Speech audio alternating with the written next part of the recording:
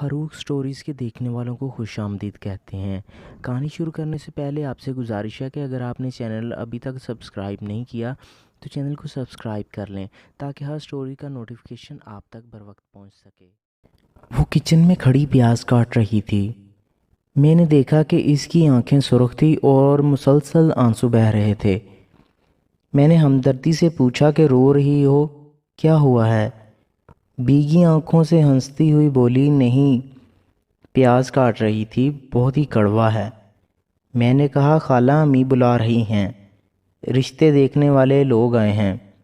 इसने कहा, ठीक है। इसने पहले आंखें साफ़ की और फिर ट्रे में कोल्ड ड्रिंक, फ्रूट वगैरह रखकर दुपट्टा ठीक से ओढ़ा और बाहर की तरफ चल दी। मैंने इसके जाने के बाद टेबल पर प्याज की तरफ देखा जो आधा कटा हुआ था। बाकी प्याज मैं काटने लगा और हैरत का झटका मुझे तब लगा जब पूरा प्याज कट गया और ना मेरी आंखें जली और ना इनमें पानी आया। प्याज तो बिल्कुल भी कड़वा नहीं था।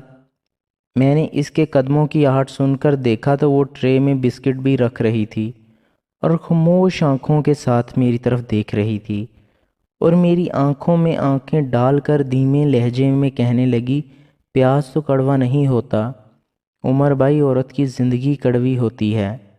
क्या हुआ यार, ज़िंदगी को अच्छी भली तो है, वालिदैन, बहन भाई, अच्छी तालीम, इज़्ज़त और ज़िंदगी के हर सहूलियात हैं, फिर ये ज़िंदगी से नाशुक्री क्यों?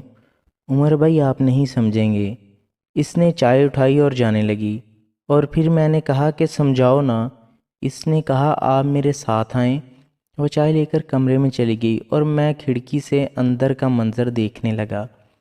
मोटे मोटे सोफे पर बैठी 3 औरतें कसाईयों की तरह नादिया को देख रही थी। मैं खिड़की के बाहर खड़ा था, लेकिन वो नज़र की चुभन मुझे भी बेकरार कर गई।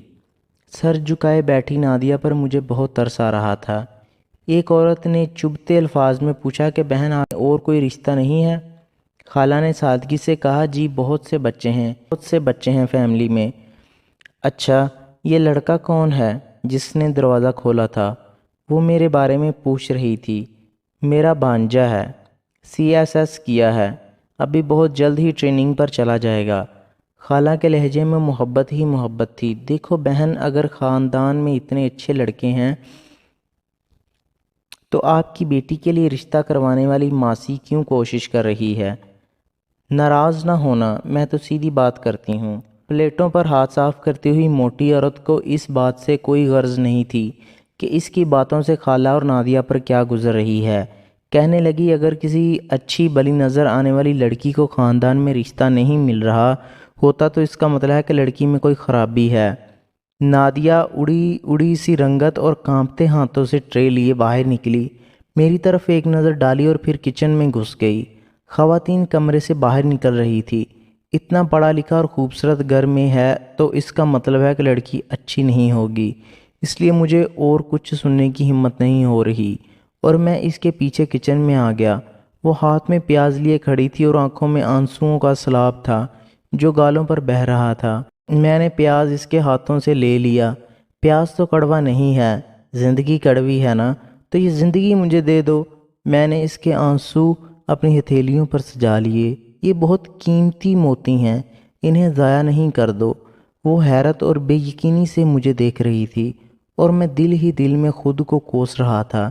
मैंने अम्मी के बार बार कहने के बावजूद इस रिश्ते के लिए हामी नहीं भरी थी। हालांकि शरीक हयात के लिए जिन खूबियों की ज़रूरत होती है वो तमाम खूबियाँ नादिया में मौजूद थीं।